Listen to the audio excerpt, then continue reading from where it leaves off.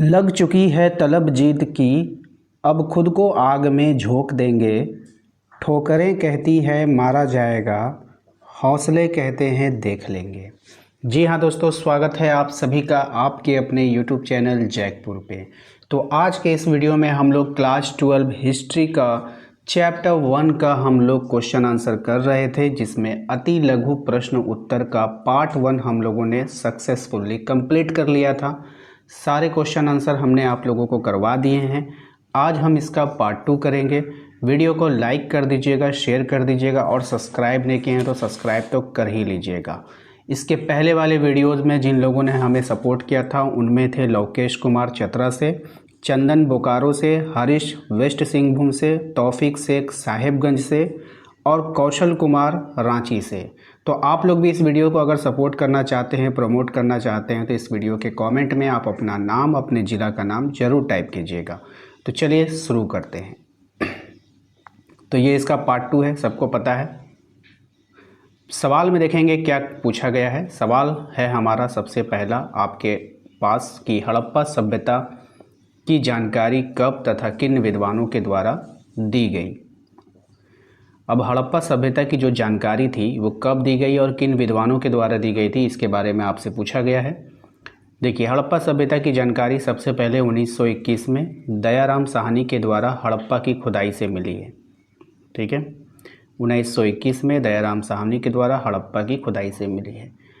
Subjective के अंदर भी ऑब्जेक्टिव क्वेश्चन छुपा होता है, ठीक है ना। अब से हो सकता है कि ऑब्जेक्टिव में पूछ ले कि बताइए दयाराम साहनी के द्वारा खुदाई कब की गई थी, तो 1921 में।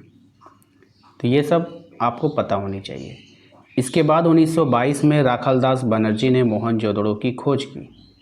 ठीक है, तो 1921 में दयाराम साहनी और 1922 में राखालदास बनर्जी, दोनों डेट अलग अलग है, तो कन्फ्यूज़न में बिल्कुल भी नहीं पड़ना है। इन खोजों की घोषणा जॉन मार्शल ने की। इससे भारत की एक प्राचीन और विकसित सभ्यता का पता चला।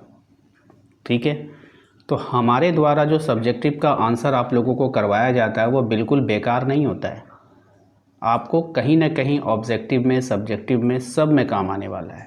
ठीक है, तो ये हमारा आंसर हो गया। आइए दूसरे सवाल पे आते हैं। हमारा दूसरा सवाल देखते हैं क्या है। मोहनजोदड़ो का शाब्दिक अर्थ क्या है और यह किस भाषा का शब्द है। ओके, देखिए, मोहनजोदड़ो जो है वो शब्द सिंधी भाषा का है। कौन सी भाषा का है? सिंधी भाषा का है। इसका शाब्दिक अर्थ है मृतकों का टीला या मुर्दों का टीला होता है। यह स्थान सिंधु सभ्यता का एक प्रमुख नगर था। यहाँ से अनेक भवन, स्नानागार, मूर्तियाँ और पुरानी वस्तुएं प्राप्त हुई है। सिंपल सी बात है, ऑब्जेक्टिव में पूछा जाता है तो वहाँ पे मृतकों का टीला ही लिखा होता है, आप लोगों को उसका आंसर करना होता है। क्वेश्चन नंबर 3 पे आइए। क्वेश्चन नंबर 3 में कहा गया है कि सिंधु घाटी की सभ्यता को हड़प्पा की सभ्यता भी क्यों कहा जाता है। यानी कि सिंधु घाटी की सभ्यता तो ठीक है, लेकिन इसको हम लोग हड़प्पा की सभ्यता भी क्यों कहते हैं। देखिए, सिंधु घाटी की सभ्यता को हड़प्पा सभ्यता इसलिए कहा जाता है क्योंकि सबसे पहले हड़प्पा नामक स्थान की खोज हुई थी। यानी कि जो सबसे पहले जो जगह खोजा गया उसको उसी नाम से पुकारा जाने लगा।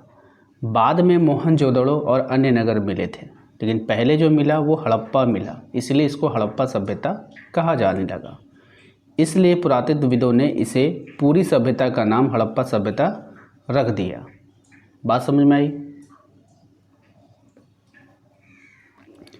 आइए क्वेश्चन नंबर आते हैं 4 पे। क्वेश्चन नंबर 4 में देखिए कहा गया है कि प्राचीन भारतीय इतिहास के अध्ययन के प्रमुख स्रोत कौन कौन हैं। तो प्राचीन भारतीय इतिहास के अध्ययन के जो मुख्य स्रोत हैं वो साहित्य है, पुरातात्विक है, अवशेष हो गए, अभिलेख हैं, सिक्के हैं, मूर्तियां हैं तथा विदेशी यात्रियों के विवरण हैं। इन स्रोतों से उस समय के समाज, धर्म, राजनीति, व्यापार, संस्कृति की जानकारी मिलती है। ये इतिहास जानने के महत्वपूर्ण साधन हैं। ठीक है, चलिए आगे बढ़ते हैं। क्वेश्चन नंबर 5 में आते हैं। क्वेश्चन नंबर 5 में देखिए कहा गया कि सिंधु सभ्यता में पाई गई 4 मुख्य धातुओं के नाम बताना है आपको। सिंधु सभ्यता में मुख्य रूप से सोना, चांदी, तांबा और कांसा धातुओं का उपयोग किया जाता था। इन धातुओं से आभूषण, औजार, बर्तन और मूर्तियां बनाई जाती थी। इससे पता चलता है कि उस समय के लोग धातु निर्माण कला में काफ़ी कुशल थे। ठीक है, तो ये था हमारा आज के इस वीडियो का यानी पार्ट 2 का 5 अति लघु प्रश्न, यानी कि अभी जो हम आपको करवा रहे हैं वो काफ़ी छोटे छोटे प्रश्न हैं। क्यों? क्योंकि अभी आप लोगों ने पढ़ाई स्टार्ट किया होगा हमारे चैनल के माध्यम से, तो अभी आपको आदत लगनी चाहिए पढ़ने की। जैसे जैसे आपकी आदत हो जाएगी वैसे वैसे आपको यहाँ पे क्वेश्चनों की संख्या ज़्यादा होती जाएगी। रोज़ शाम को 7:30 बजे लाइव क्लास होता है, तो आप लोग उसमें भी ज्वाइन किया कीजिए। ठीक है, चैनल को तो सब्सक्राइब करके घंटी वाले आइकन को प्रेस कर लेना है। और सबसे ज़रूरी है, हम बार बार कह रहे हैं आपसे कि आप लोग हमारे व्हाट्सएप ग्रुप को ज़रूर ज्वाइन कीजिए। हमारा जो नंबर है उस पर एक मैसेज कीजिए, आपको लिंक मिलेगा।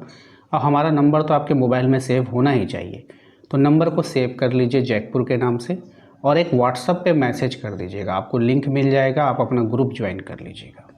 ठीक है, इतना सा काम आप लोग सब लोग कर लो। और हाँ, अगर आप हमारी इस वीडियो को अगर आपको पसंद आया है तो इसको लाइक करके कमेंट बॉक्स में आप अपना नाम और अपने ज़िला का नाम ज़रूर टाइप कीजिएगा। मिलते हैं नेक्स्ट अगले वीडियो में। Thank you.